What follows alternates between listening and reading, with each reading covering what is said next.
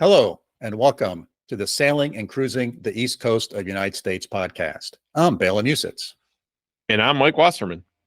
Today's guest on the podcast is Chris Curtis. Chris is a longtime sailor who has sailed the East Coast and is currently based in Seattle, Washington. For the past several months, he has been sailing from Seattle down to Mexico. Now, Bela, and I think the listeners will agree, this is going to be an interesting story. Now, I'm curious to find out more about sailing on the West Coast, since, we are sailing on the East Coast focused. But be ready for 3 Ps in this interview. The first P is planning, things like weather and routing. The second P is processes, having systems and routines organized. And the third P is perspectives, balancing the long-term strategy of what you're doing with the day-to-day tactics. And as you'll see, this seems like the best approach to supporting a good trip, especially in new waters. But before we get started, I have a question for you, Mike. What's the single most important recommendation we've made for people wanting to either get into sailing or improve their sailing skills? I think this is an easy question, Bela, and that is to acquire the knowledge and skills that you need to be safe and prepared out on the water. Exactly. We are both university professors. I'm retired. You're still doing it. And we know a little thing about education and learning. So there are 2 important elements about sailing. First is learning all of the knowledge sailors should understand, like rules of the road, navigation, the principles of sailing, safety, and weather. And second is turning this knowledge into skills you will use on the boat, like docking, anchoring, motoring, and sailing the boat from point A to point B. Agreed, Bela. And in fact, you and I are pleased that this episode is sponsored by Nautic Ed, which is short for Nautical Education. This is an established company with a really cool online platform for learning the knowledge elements of sailing at your convenience on the web, along with a network of experienced sailing instructors for the hands-on skill development elements right on the boat. Right you are, Mike. Nautical Education has a wide spectrum of sail training modules, from navigation rules to offshore sailing to bareboat chartering. By taking Nautical Education sail training modules, you can get your international sailing license and credentials. These skills are important if you are just starting out in sailing, want to improve your sailing abilities, or are gearing up for a bigger sailing adventure. So listeners, to check out Nautic Ed, click on the link in the show notes, and as a bonus, you will receive your first 2 lessons for free.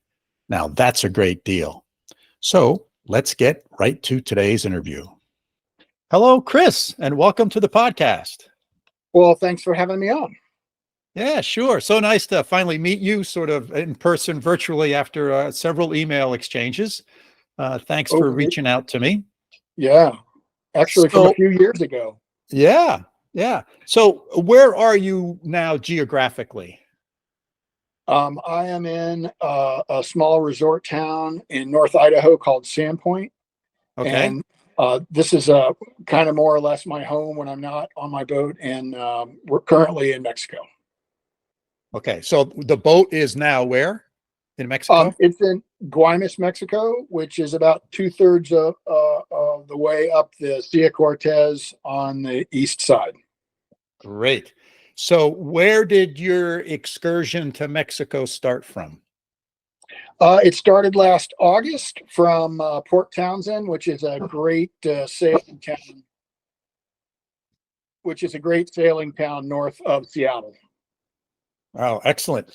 And so talk to me a little bit about sort of that trip. What sort of happened? What were some of the surprises, etc.? My wife and I aren't super. I don't consider us super experienced, and so I actually joined a rally called the Coho Ho Ho to help me get down to San Diego, and then we were going to join the Baja Haha to get down to Cabo. What ended up happening is we immediately left the Port Townsend event and started having engine problems. And because really, this was the first real big trip I had taken on my boat, even after 2 years. To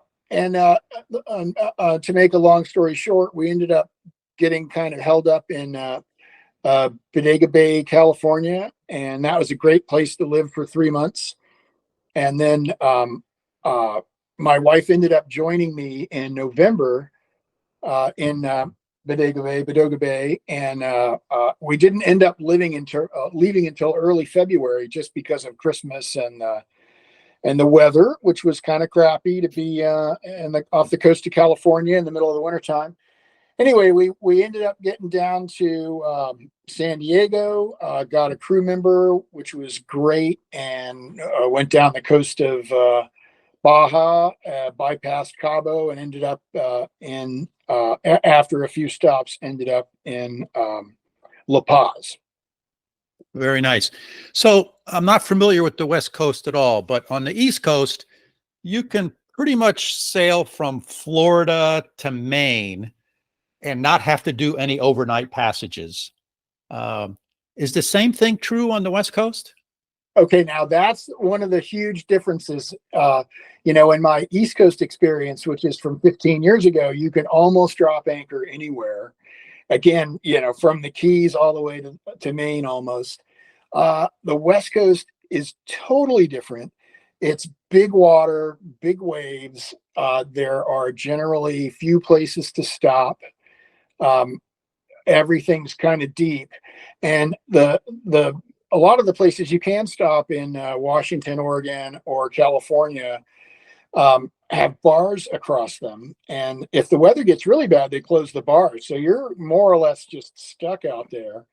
So it was a big change for me. When I look back, I think fondly of anchoring in 20-foot seas or 20-foot water in Florida and the Bahamas.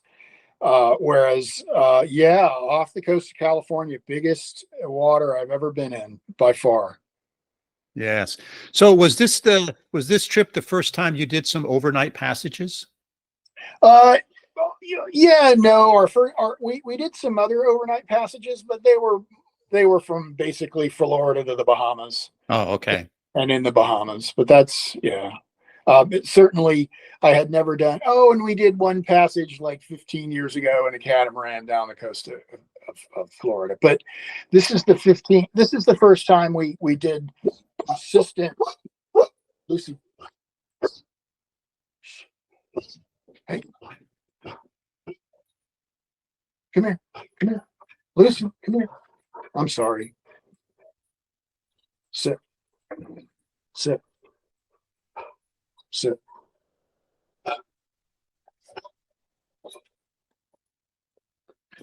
Yeah, sorry about that.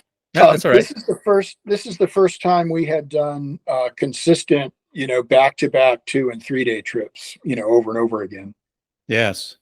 Yeah. And so I'm always interested in hearing how people manage those things. How many crew members did you have on board for those multiple day passages? A lot of it was just my wife and I. And my wife is, I don't consider myself an experienced sailor, and my wife is very inexperienced. So we would often end up in a place where the next trip was something that we had to pass, or some instance in the water that was something we had never done before. And so we would end up being somewhere and having the very next hop be a significant challenge. And then we'd get there and stay there for a week or so, waiting for a good weather window.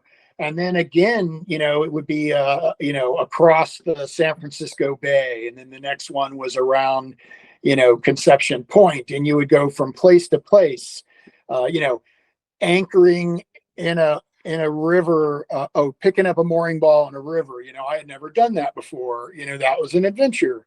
So you kind of just, as inexperienced sailors, you go from one test to another. Yeah. Yeah. How did you guys do overnight watches? We basically, my wife was really good about that. And anyway, she was better than I. We did a 3-hour on, 6-hour off watch, or if we had another crew, it was 3 hours on, 9 hours off. That actually worked just fine. We have all the mod cons as far as technology.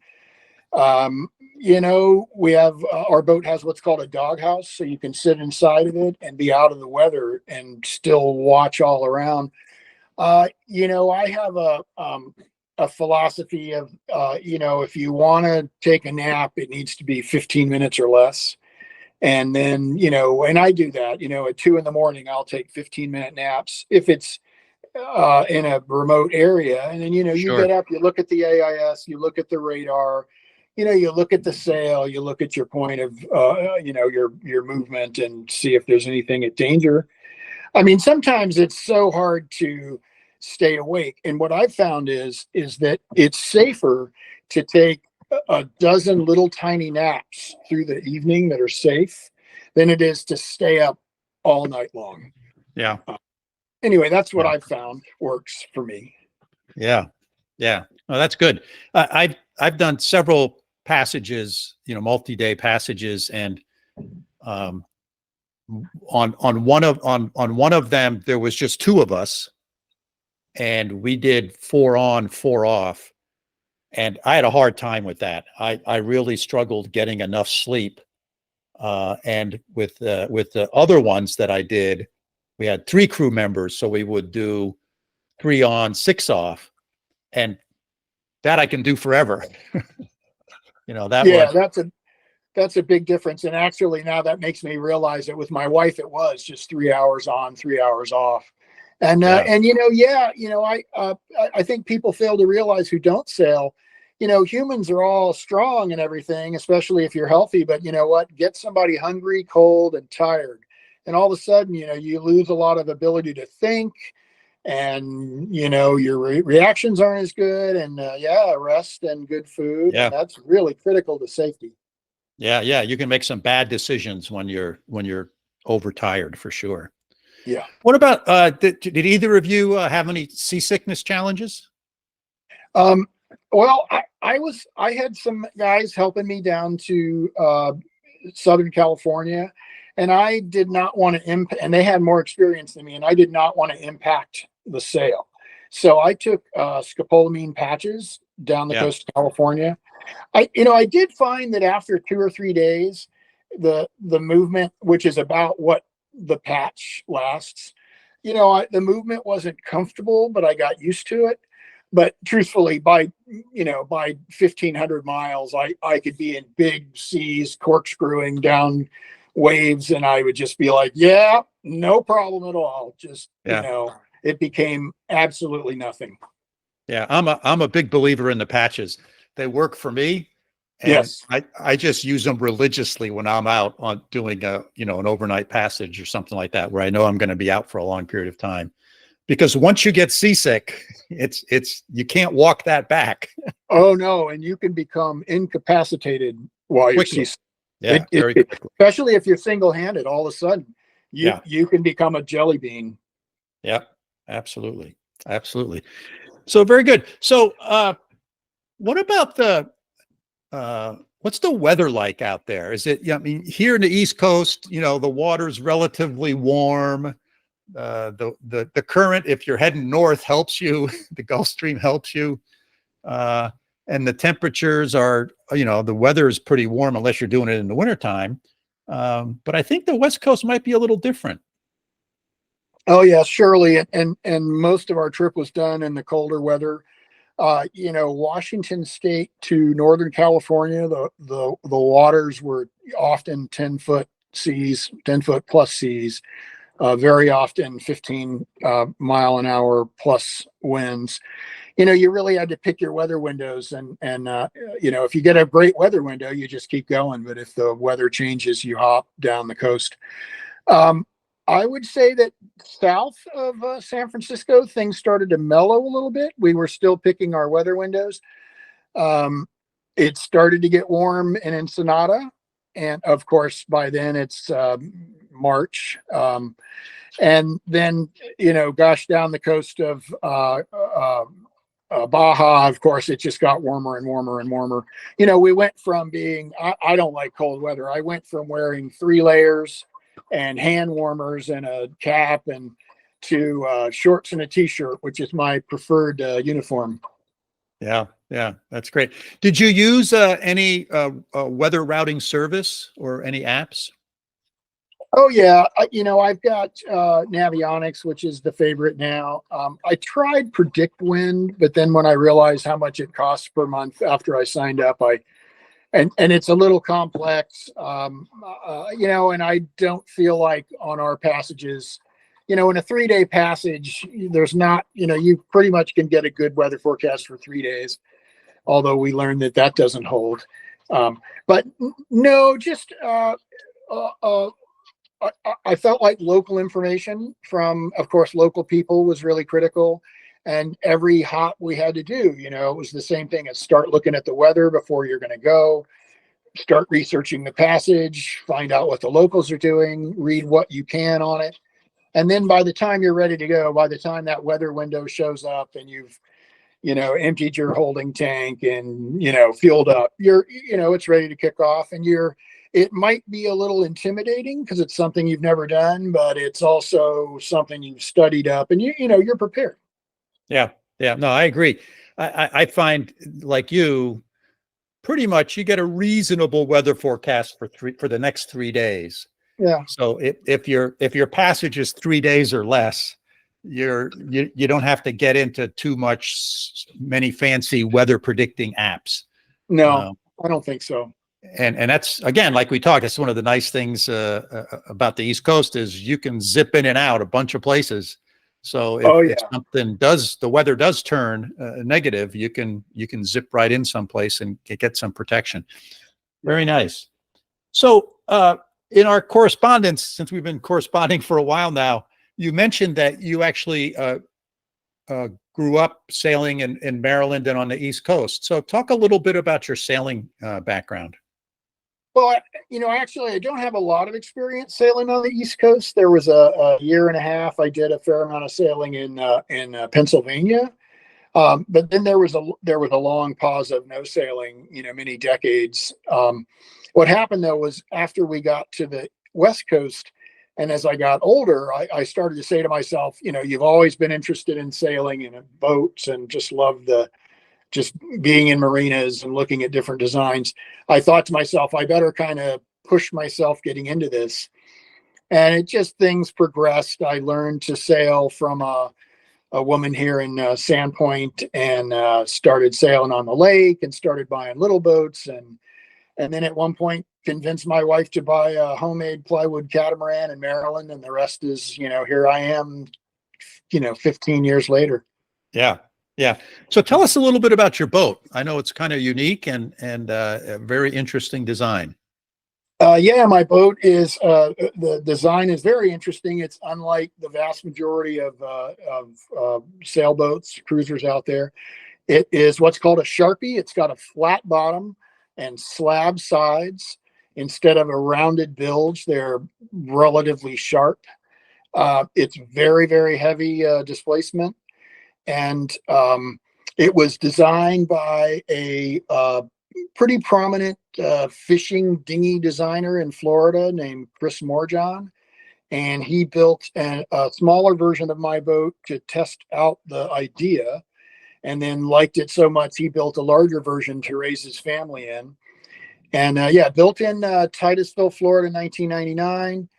I bought it 2 years ago, and it's basically a heavy displacement sloop with a flat bottom. She has a dagger board for lateral displacement, and yes, I can beach her, which is one of her neatest attributes. Very nice. And is it fiberglass construction? I'm sorry about that. That's all right. It's not fiberglass per se. Yeah, this is going to happen for like a minute. Come here, Lucy. Come here. You're gonna come here. You're gonna sit down. Okay, sit. Okay, sorry about that. She's a rescue, 11 years old, Rhodesian Ridgeback, very, very much protective. I'm sorry, what was that question? So, Mike, is it a fiberglass? What's the construction of the boat? Material? Oh, the boat is super heavy, heavily built. Actually, you probably have heard of the North system of epoxy. The designer of this boat created the excuse me, you've heard of the West System epoxy creators. The designer of this boat created the North System, which stands for no other route thought heavier.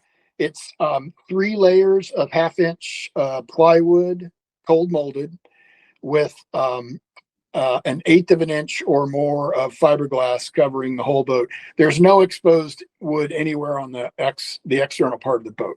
So you could also say it's a heavily plywood reinforced fiberglass boat. Right, right. Wow, sounds really interesting. And the dagger board, does that have like a hydraulic lift on it, or is it a winch you pull up? It has a downhaul and an uphaul. It's Uh-huh. actually what is it? I think it's like 9 feet by 3 feet or something, and about 5 inches wide. It's hollow, and so even though it weighs a couple of 100 pounds out of the boat, it floats. So if you release both lines, it floats maybe a foot underneath the bottom of the boat.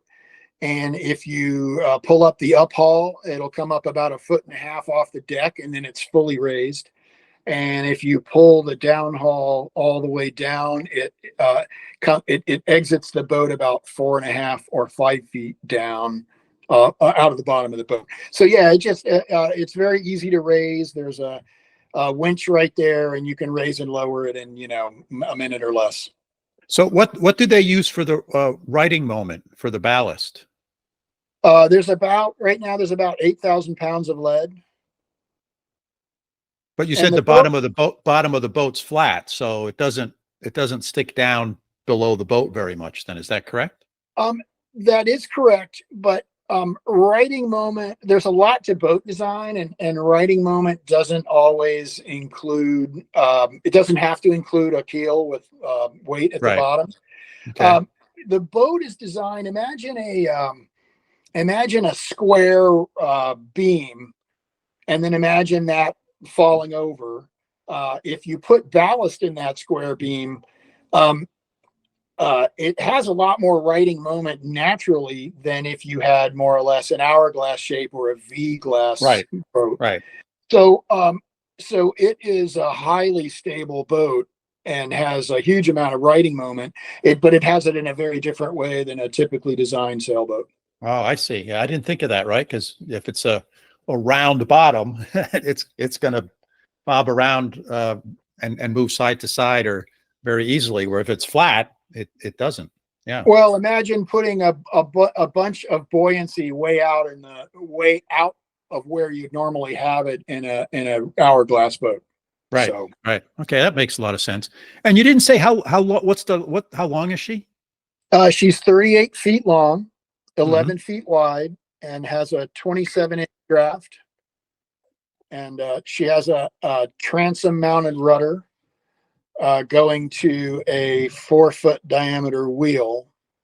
And the cockpit is very interesting in that it's made for just made for the captain or the pilot. It's not made for pleasure at all. As a matter of fact, it might be the worst cockpit for entertaining on the planet Earth, but it really is optimized for the pilot. There's an optimum seating position for good weather.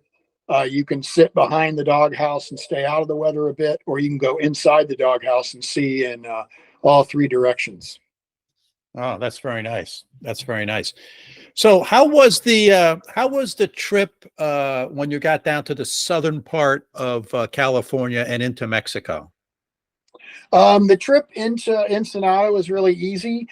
I'll say the notable thing that happened going down the coast of Baja, which theoretically could have been a dangerous event, was a weather system whose name in Mexican I don't remember, but we were probably 15, 20 miles off the coast, about in the middle of Baja. And we were heading downwind, or heading down, I call it downhill, at about 15 knots or so in the middle of the night. I think our head sail was reefed, and I think we had at least one reef in the main. I actually run 2 preventers, one on each side. I'm not even quite sure why, but I started doing that. Anyway, Carol and my wife and I were down below sleeping, and our crew, Lindsay, was up sailing at like 2 a.m, and all of a sudden I could hear her yelling for help. Anyway, long and the short of it, the wind started shifting about 100 to 120 degrees back and forth after moving up to 25 knots. And so we literally were jibing over and over again. I got up very quickly. In that, I usually stay almost completely dressed when I'm on watch at night, or gonna be. Anyway, I came up out of the doghouse to see the boom jibe, and then Lindsay yelled to me to take the wheel and the preventers. And while we were literally seconds after we were talking, it jibed again. She ran forward to pull the sail down, and it jibed twice again. That was actually very unexpected, and that got me very motivated to try out my trysail. Anyway, that was interesting. That was our most that was our most scary event. The other thing I'll say was interesting was I've heard from many sailors that, you know, they've been sailing for decades and never have seen another boat as they have been out in the ocean. I had 2 near misses out off the coast with our AIS listening and other people not having AIS. So those 2 things were the most eventful things. Other than that, you know what? We did some motoring. We did some absolutely brilliant, wonderful sailing. You know, it was everything from glass calm to big, huge seas. You know, life is life, and it throws you almost everything at least once a day. Yeah. And how's Mexico and the Baja for sort of services, place to pull into, harbors, you know, fuel, food, provisioning, that kind of stuff? Well, we, for better or worse, we did it all from super fancy places north of Cabo all the way up to tiny villages with, you know, 100 families. You know, we actually prefer the smaller, more remote places. The best experiences I had were in little tiny villages. That said, you know, I loved La Paz. I was there for 6 weeks. You know, gosh, Baja has so many interesting things about it, and such a varied choice of things to do. And actually, I was never interested in Baja. I had a relatively biased idea that it was all just brown dirt and old rocks. And I started watching I watched a YouTube channel called Sailorama, and they spent like a whole year in Baja, and I saw what they were doing, and I got interested in it. And, you know, next summer, you know, in 3 months, I leave to go down to Baja again. There is so much down there, in the same way that the Bahamas are magical. The Baja Peninsula, the Sea of Cortez is a magical place. Yeah. So very nice. And so is your boat when you leave your boat for several months, is it in the water, on a mooring, on the hard? How do you take care of that down there? Well, this is the first year I've left it, but most people leave it in a very protected marina. And in my instance, I took it out of the water, and it's in a storage facility with probably another 150 boats. And it's in a place called Guaymas, which is on the mainland. Okay. Okay. And what are the costs down there? How do they compare to cost in America, in the USA? I would say it's probably more varied. I think one of the most expensive marinas in the world is in Cabo. At the same time, you can go to places that are super cheap. My marina, my storage facility is $275 a month, I think, which I consider an excellent storage price. Yeah, that's pretty cheap. Yes, it is. Right. Yeah. Wow. That's wonderful. So what's in the future for you guys? What are your plans going forward? You know, my wife is really connected to the community we live in, so I can see us continuing to come home in the summer times. Plus, it gets really hot in Mexico. I think that we're gonna, because we spent so much time last year just trying to get to Mexico. This season, you know, fall, winter, spring, we'll be exploring Baja and the Sea of Cortez. and then we'll put the boat up probably in Guaymas again the following season. And then I'm hoping maybe we head down to the Panama Canal. I'd like to get back to the East Coast in the next couple of years and do the Bahamas again, which again are just magical. And then maybe, go up to Maine during the heat of the summer and, do the snowbird thing for a year. Yeah. Yeah. That sounds great. Now, are there, one other question about Mexico, are there limitations on how long you can stay in Mexico or how long you can leave your boat there? If I'm not mistaken, and my wife would know this better, she handles the paperwork, but I think we can stay in Mexico for 6 months before we have to renew. And if I'm not mistaken, to get the boat into Mexico, you have to apply for this thing called the TIP, which is the import permit, transport. Anyway, I think that's good for like 5 or 10 years, and then you can generally renew it. Yeah. So that's good. It's pretty flexible. You can stay there and do stuff. It's very flexible, and certainly the parts of Mexico that we go are very pro-tourist and very safe. And yeah, they like us coming down there. Yeah, that's great. That's great. So I'm going to start wrapping this up. We've been chatting for about a half hour. Is there anything that I haven't asked you, Chris, that I should have, or additional things you'd like to share with our listeners?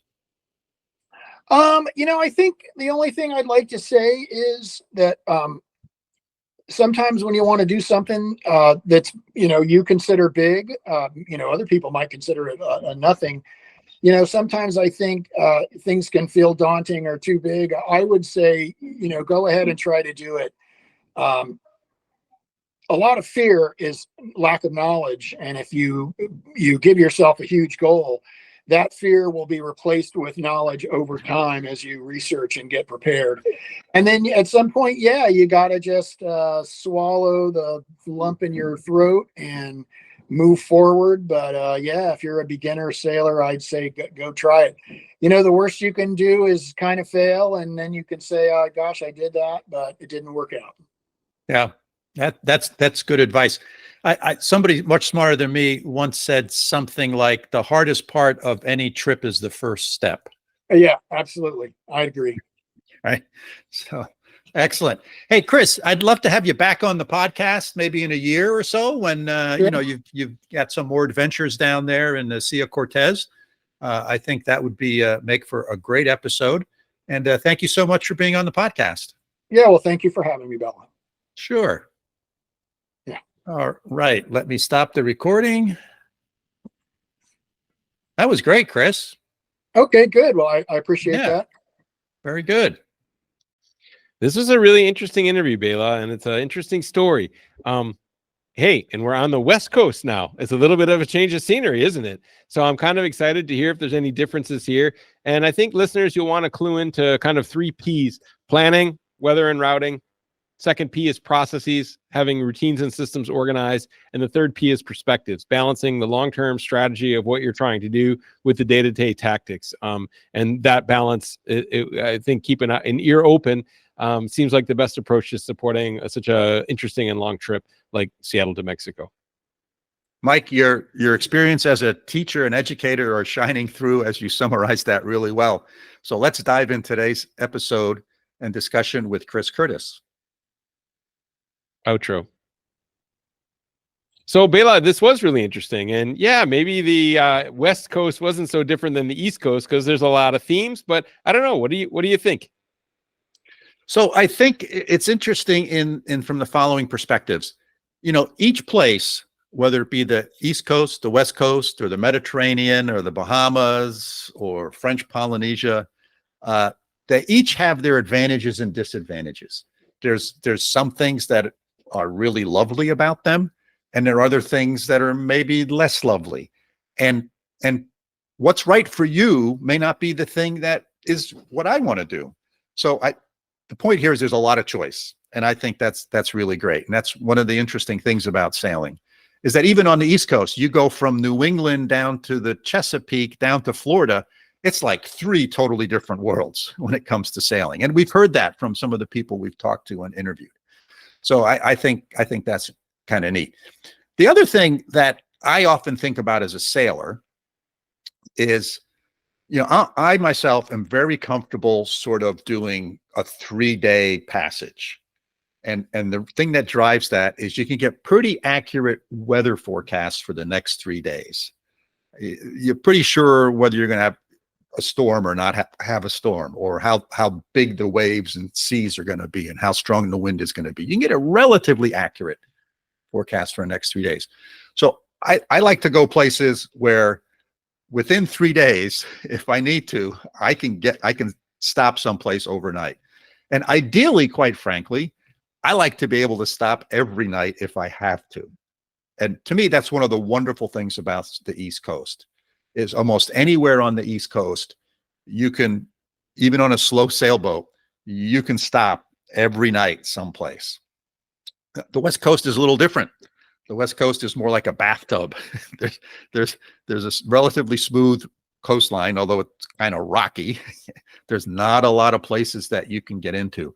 And some of the places that you can get into, you really have to time, because they have these wicked currents and sandbars that evolve there with these huge waves. And if you want to see some of that stuff, search on YouTube about the sandbars, and man, you're gonna see some. Matter of fact, we interviewed a Coast Guard veteran who did that for a living, going out there and rescuing people up in the state of Washington.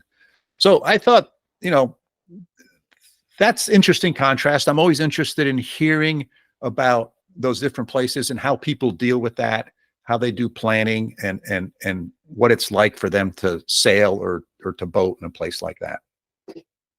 Yeah. And now also totally agree. And it was interesting. And, it's a big, diverse country, the United States, coming from here in Germany, where it's diverse, but not nearly like this, where you have such different ecosystems, along, one body of water, essentially. So it's cool. People should take advantage of it, which is great. But tell me more, Bela, about this flat bottom boat. This is kind of a new concept to me. And I'm like, what? I thought the keel was so important and the shape of the boat and blah, blah, blah. And here's this, we got a flat bottom boat. Yeah, I'm not sure I understand it all that well. And I think that here's the takeaways for me. There's all sorts of boat designs. And if you look at the popular boats, it's like popular cars. If you lined up the 10 most popular boats up, or the 10 most popular cars up, and you were 50 yards away from them, they would all look identical to you. It'd be hard to tell the difference if you painted them all the same color. You'd say they all look like the same model. But then there are these outliers, and for whatever reason, they get popular or they don't get popular.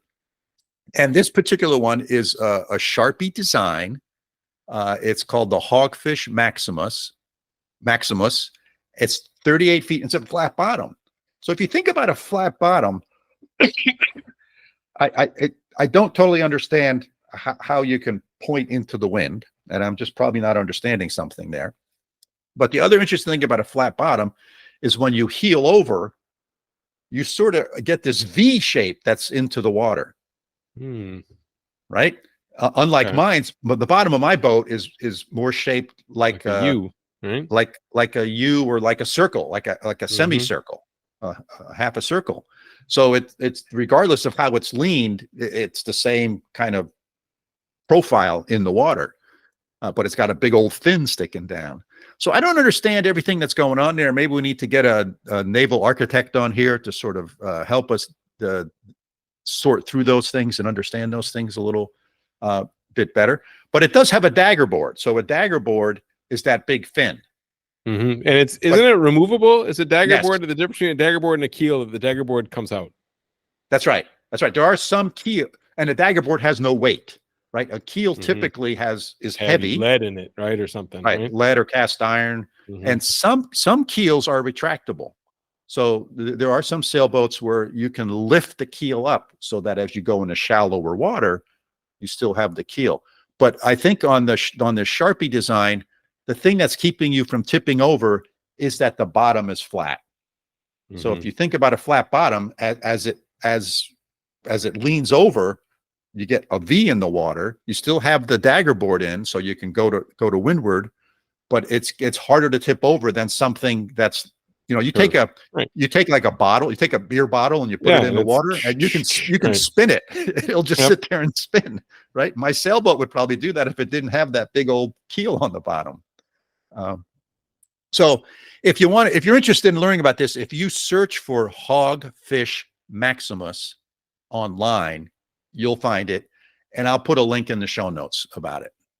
Okay, cool. Last question. Would you have any interest in buying like a unique boat like this, right? You've got one of these boats that you said yourself, it looks like all the other ones, right? And I know it's really nice, but at some point, if you bought a second boat or you gave this boat to your kids or something like that, do you have like, I know some people that have weird cars, right? Would you have an interest in getting something unique like this, or is that not on your radar? I don't know the answer to that question, Mike. I used to have a unique car back in my younger days. I used to own you got to answer that question, right? Yeah. I used to own a 1970, and this was in the 70s. I owned it. a 1970 Lotus. Cool. Which was a British sports car. They're still James around. Bond. Yeah. Yeah. And so that was, you know, was that in California? When you live in California? Is that a California car? Or is that in New York? It's actually, yeah. My dad and I. So interesting story. We'll do a little diversion here. Okay. One day, I'm always, you know, that. This is back when I was in high school. So in the 60s, the British owned the sports car market. There was MG, Triumph, Austin Healey. They were like, you know, the popular sports cars, and that's what every kid wanted. And there was also Lotus was around, and Lotus was big at that time in Formula One racing. So they won several Formula One championships. And I remember my dad comes, and I used to be, Dad, I want to get let's buy a Triumph, or let's buy an MG or something, right? And one day, my dad comes home. He goes, "Hey, have you ever heard of a Lotus?" And I said, "Yeah. I mean, I used to follow Formula One a little bit." And I said, "Yeah, they make like really great cars." And he goes, "Well, I just bought one." I go, "What?" This was my dad. It was very typical of him. And I said, "Whoa, you're kidding." He goes, "Well, we got a little work to do on it." So he had come across this at a junkyard. It had been in an accident. Wow. And the insurance company totaled it. And fiberglass body. And my dad and I had built a couple of things out of fiberglass. We built a kayak and a boat out of a little rowboat out of fiberglass. Cool. So we sort of knew how to work in fiberglass, or my dad did, I should say. And so it had been hit in the door, in the driver's side door. Insurance company totaled it. And my dad went and looked at it, and there was like no damage to the structure that he could tell. So, why not? The guy in the junkyard didn't understand what he had, right? This is pre-internet. So you either know about this stuff or you don't. And we bought it for $750. Wow. And got delivered. I'm sure it was $100,000 car, right? No, it was like, maybe I think it was $8,000. 60. It was $8,000 brand new. Oh, wow. Right. Okay. Which back in the days when still a lot of money regular car was $3,500, Mike. Yeah. You know, like a big Pontiac Bonneville. Pontiac Bonneville was $3,500. So anyway, it was twice to 2.5 times the price of a regular car. And brought it home on a flatbed. We fixed it up in the garage, and he and I drove that for a bunch of years. And then he gave it to me. I had it for a bunch of years. And eventually we sold it. You know, it was, so here's the conclusion of the story, and my answer to your original question was, would I ever buy something unique like this? I will say the Lotus never let me down. It always started. It never broke down any place, but I never had confidence that it would get me home. Right? It had these weird things would go on with it. So for example, it has a fiberglass body. So if you know anything about electricity, that means you have to run ground wires to everything, because you can't use the body as the grounding system. In most cars, the body is the grounding system. So these weird ground loops would happen. Like I'd turn on my blinkers and the headlights would blink on and off. Right. And it was just one of these things that you constantly had to tinker with, just constantly. So that's why I like sort of the run of the mill. I've come to appreciate the run of the mill stuff. Easier to repair, right? Easier to repair. troubleshoot. Easy to get parts, right? It's easier to maintain. There's a better market for it, or a known a more definable market for it when you sell it, right? When you buy it and sell it, right? Right. I think the just answer looked to it that up. question is no. Yeah. $16,000 for a 1975 Lotus new. There you go. Which is the equivalent of a 75,000 now, right? Or 80,000 car now. Yeah.